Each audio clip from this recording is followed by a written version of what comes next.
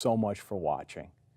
You know, in today's program, we've invited Dr. Barry Bussey to join us once again, and we're going to have a discussion around issues of the law and how they intersect with religion, the importance of the Charter, and all kinds of, I think, important issues that you and I as Canadians need to be made aware of. And I can't think of a better person to translate all of that legal terminology and into layman's terms than Dr. Bussey. So Dr. Bussey, welcome. Thank you so much. It's great to be here, Bill. Oh, it's always great to have you with us. And for the benefit of those that maybe are joining us for the very first time, why don't you give us a quick bio of who you are? And Yeah, well, I've been a lawyer for, I don't know, 30 some odd years now, it seems, but from Newfoundland originally.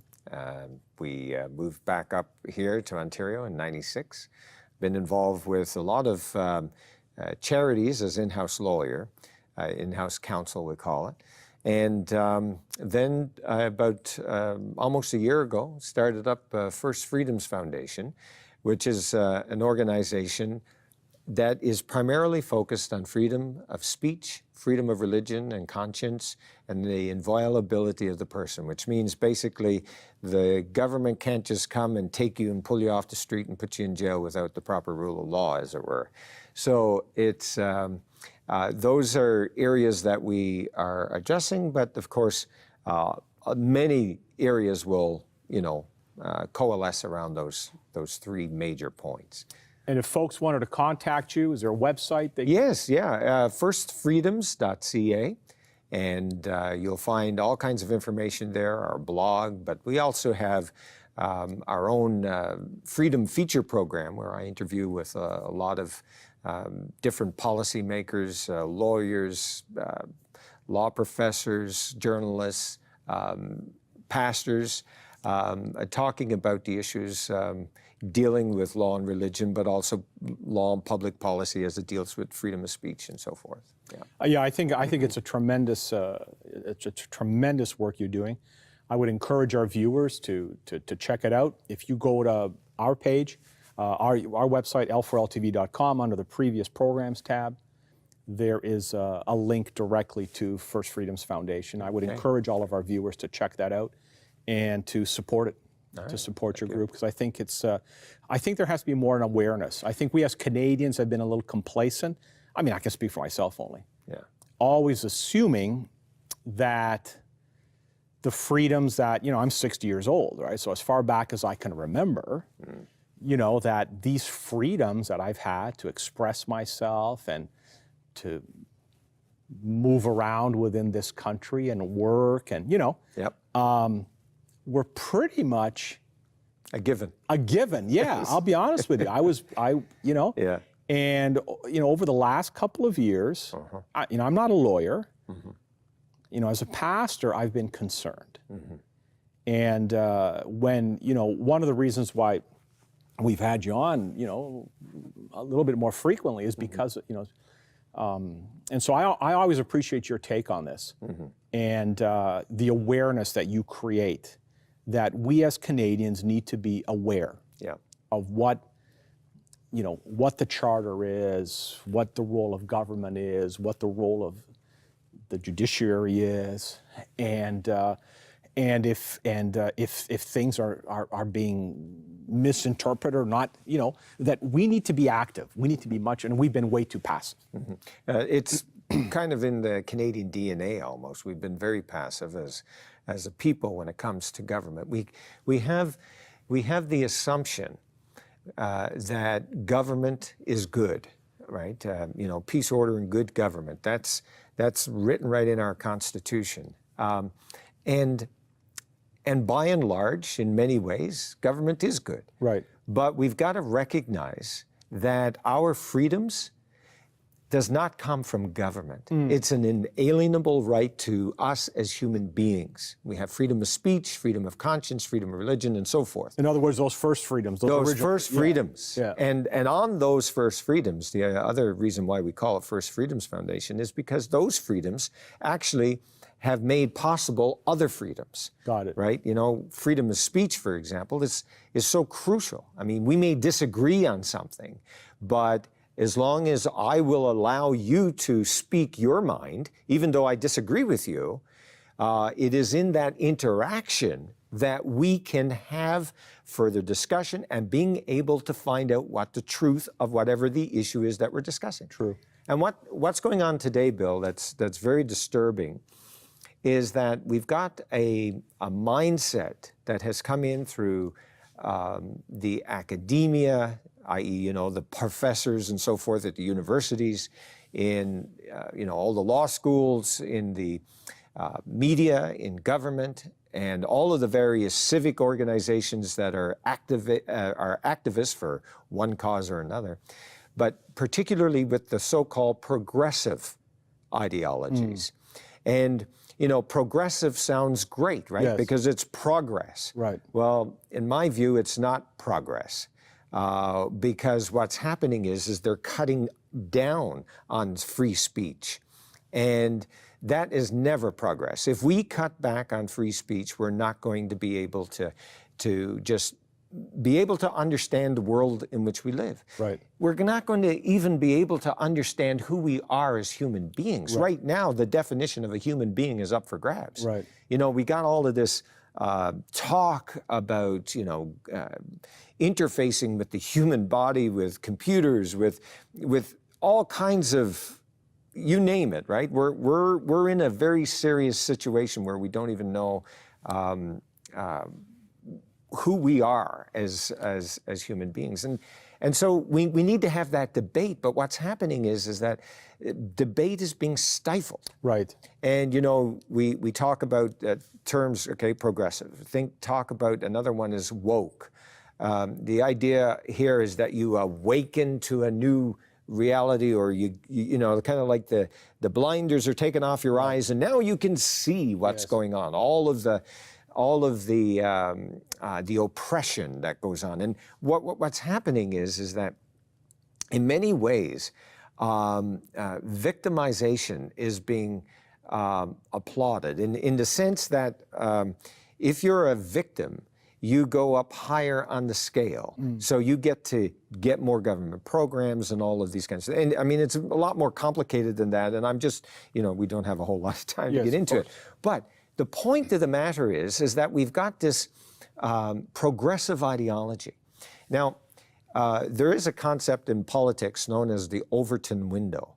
The Overton window is kind of like that which is considered acceptable in political discussion. Okay. All right. So, in other words, if you go too far over here to the left, okay, well, no, that's unacceptable. Okay. You go too far over here, that's unacceptable. But there's this happy medium. The problem is the Overton window is being shifting back and forth. Got it. So now the progressive ideology, the ideology that says, you know, that you know, gender is up for grabs, that all of the traditional ideas and views of what it means to be human as far as the, you know, the Judeo-Christian understanding, for example. All of these things are now being questioned, but questioned so that if you hold a view that's different from the progressive ideology, you're wrong.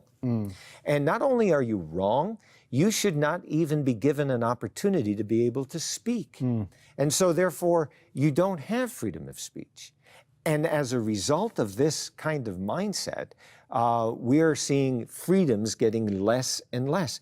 And, you know, we're absolutely naive if we think that if we lose our freedom of speech, well, you know, government is good, it's going to treat us well, and all the rest. Well, that is very naive. Right. History tells us that that's not the case. Exactly. Like, if we have to be relying upon government for our freedoms, our freedom of speech is not something that government grants us. It's something that we have as an inalienable right to us as a person. Now, our philosophical understanding of the world that really gave us the charter was a philosophy known as liberalism. Okay. And liberalism came up as a result of, okay, so if you think of back in history real quick, we've got the Reformation, right? So there's a whole big religious debate and discussion, and then we get into the struggles between government and religious communities and the fights that went on, the literal bloodshed on the fields of Europe. And then we come into what they call the Enlightenment period, where we go for a very secular mindset. Let's get religion out of politics. Let's get religion out of the state. And but in essence, the Enlightenment nevertheless had these basic moral views that were very much mirrored on the Christian experience, the Judeo-Christian experience. But yet it was secular in approach. Then from there, we got into a liberal philosophical understanding. So we come into our modern age of democracy, where you get increasing of the suffrage for people to vote, men, women, and individuals who are, reach an age of 21, or now it's 18 and whatever. But there was this idea that you would maximize the individual freedom as much as you can. Okay. While maintaining civil peace. Right. Okay, that then is how we got our charter. So all of the values of the charter have a long history, have a long historical point of view. And so if you look at the charter, you get these kinds of statements. From the very beginning, the preamble says, whereas Canada is founded upon principles that recognize the supremacy of God and the rule of law. And, there's a big debate within the legal faculties. What does supremacy of God mean? And, there's all kinds of arguments that are being made on that. Some say, well, it really means that the law needs to be humble and recognize that the law in and of itself is not the end and be all. Okay. But that there is something outside. Right. So then that gives us back to our thoughts with respect to natural law and, the inalienable rights of individuals, that kind of thing. And inalienable rights of individuals became extremely popular after World War II because of the Holocaust and all that went on. But prior to the Charter, we had the Bill of Rights in 1960. Okay. And in 1960, listen to this. In 1960, the preamble, which is 1, 2, 3, 4 paragraphs long, but I'm going to read just a wee bit of it, because this came into law in 1960, and it doesn't have constitutional significance in the sense that it only governs federal regulated regulations, law, and that stuff, right? It doesn't deal with the provinces and all the rest. But, and it was Diefenbaker's attempt to try to bring in a Bill of Rights. But it wasn't constitutionally entrenched like the Charter is. Okay? And so here's what it says. The Parliament of Canada affirming that the Canadian nation is founded upon principles that acknowledge the supremacy of God. So you see, the language of the Charter has some history to it. Exactly. Right? And there was this understanding of this notion of supremacy of God. Right. Well, we have gone so far beyond that, it's not even funny. It says here, the dignity and worth of the human person and the position of the family in a society of free men and free institutions. I particularly love that kind of language that comes out of the Bill of Rights, the Canadian Bill of Rights. Okay, coming back now, as I mentioned on the last program, the Charter acts as a buffer between the state and the individual. Right. It's this asymmetrical relationship, right? It's this vertical relationship. Okay. Now, what's extremely important for us to understand is that in the Charter itself, it says in Section 1, it says the Canadian Charter of Rights and Freedoms guarantees the rights and freedoms set out in it, subject only to such reasonable limits prescribed by law as can be demonstrably justified in a free and democratic society. Okay. All right. So what that does is that allows the judges to determine what is the reasonable limit to the right. Okay. Because no right is absolute. I mean, if I have a right for freedom of religion, well, I don't have the right to decide that my religion says that I drive on the left-hand side of the road, right? There is a reasonable limit to my right. Okay, but the judges now get to decide that. But if we are now in a, historically, when the, 20, 30, 40 years ago, we would have decisions that would be made by courts. There was, the courts in Canada in particular were known as to be very, very careful not to stray into public policy. Okay. Okay? And so they would make a very strict interpretation of the law. Well, what's happened is since the charter has come in, the courts have been jumping right into public policy. And so as a result, they are making decisions that affect us on the ground every year, right? They're making these decisions. Right. But they get to determine what the reasonable limit is. Right. And how you determine what the reasonable limit is going to be dependent upon your philosophy of life, on your understanding, your ideological positioning. Right. And so when you've got this progressive ideology, which is currently in vogue, you now got a situation where if you are not progressive, you're wrong.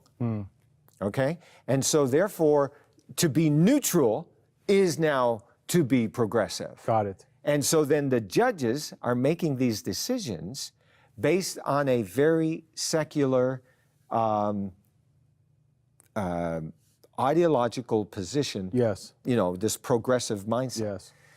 So that is where we are, and this is why it's becoming very, very concerning. So for example, in the last program you had said, well, okay, so if I'm a member of a religious community and, should my right to religious freedom be dependent on what my religious community says on whatever the issue is? And you use the issue of vaccine, right?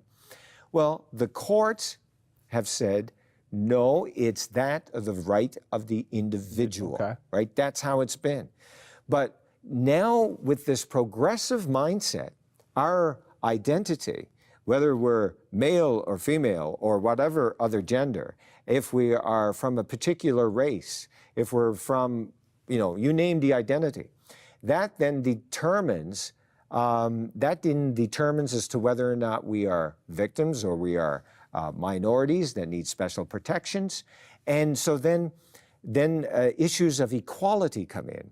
And right now, in the courts, the issue of equality it's a Section 15 right, but it is one of the ones that is most sensitive. The courts are making more and more decisions based on equality. So, if you've got a law school or a Christian university that wants to have a law school, like we did with Trinity Western, then the fact that Trinity Western has a view on marriage that is a traditional view of marriage, of one man and one woman, then just having that alone is enough to say that no, it's okay for the government regulator, i.e. the Law Society, to say no, this violates the charter values, which is kind of like the spirit of the charter, and therefore you shouldn't get it. So in other words, you're wrong in that view, right? And because you're wrong in that view, you're not entitled to any government recognition, i.e. as a licensed law school. So that is where we are and why it's so difficult right now for many people as we're trying to understand. It's very difficult to understand why is it, if we have the charter, that we would have a situation where that charter right is not being being recognized. And so it becomes a huge, big, massive debate. And certainly, judges have a lot on their plate trying to figure it all out. But it's the philosophical understanding that goes behind right now that helps interpret the Charter. I can assure you that if the Charter existed 100 years ago, it would be interpreted very differently from the way it is today. Now, a lot of the progressives would say, well, yes, of course, because we've evolved. We have gone way beyond the racist and misogynist ideas of the past. We're now, we're further advanced. But the question is, if we're not going to allow some of the basics, i.e. freedom of speech, then how far advanced are we? And I think it's open for debate, but I can tell you right now that a lot of people across this country are afraid to open their mouth, are afraid to debate because they do not want to get caught up in this, in this whole backlash that's going on. You recently spoke to Brian Peckford. Yes. Who is, I think, the only living, what are they called? So he was a signer of the Charter back in 1982. What is his take on what he's... Well, listen, he's just like, I find his understanding of the Charter very fascinating, right? Because he would say that Section 1 argument that the courts are using, he said that was only supposed to be used in extreme circumstances. You would think, yeah. Right? And he said it wasn't supposed to be used on every single case. Right. Which is quite phenomenal, really, to make that argument. And it's certainly not one that, as I went through law school, that we were even, like, it wasn't even in our minds. Or like the professors never ever taught that. But, he maintains that's what it was when they were discussing the Charter. But again, you see, the Charter from the very beginning now has the courts use the term living tree.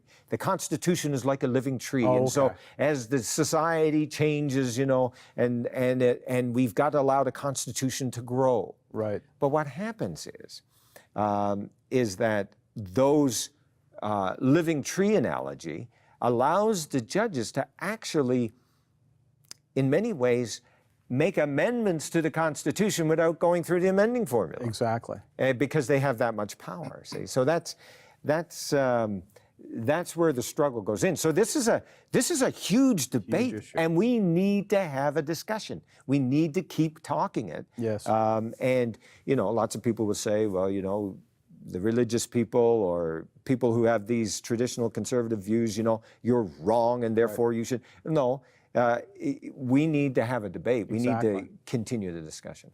Yeah, I always found it fascinating that our Charter begins with how would be the circumstance for it not to be applied. Yeah. It starts right off with that, right? Yeah. In these conditions, it would not be applied. But as a layperson, I always thought too that would be the exception, and not the rule. The rule. As a rule. Yeah. And the rule. And so there is so much more. There's a lot. There's so much more we could talk about. But thank you. Thank you for bringing awareness to us. Yeah. Thank you for explaining it in a way that a lay person like me can understand it. And I always end these programs a little bit more anxious because I realize that the situation is more dire than maybe we're aware of. Yeah, and we need to be thinking about, okay, what now? Right. How do we live in this environment that we find ourselves? Well, thank you. Okay. Thank you, Dr. Bussey. Let's pray. Gracious God, loving Heavenly Father, we want to thank you so much for everything you do for us, how you love us, you're so gracious and merciful towards us, you forgive us. And Father, you have given each and every one of us these freedoms, these rights. And we just humbly ask that you continue to guide our nation, the decision makers, the politicians, the judges, that these freedoms may be preserved and we may be a nation that glorifies you. Thank you for loving us, and bless each and every viewer, I pray in Jesus' name. Amen.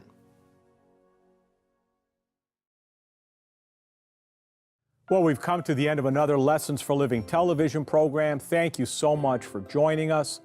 And I hope you're enjoying these programs on religious liberty and the Charter and all of these important issues that we as Canadians, I think, need to pay closer attention to. And I want to thank Dr. Bussey for joining us again and Great to be here. helping us with some clarity on those. Just remind folks again of First Freedoms Foundation and how they can get a hold of you. Yeah, so First Freedoms Foundation is www.firstfreedoms.ca.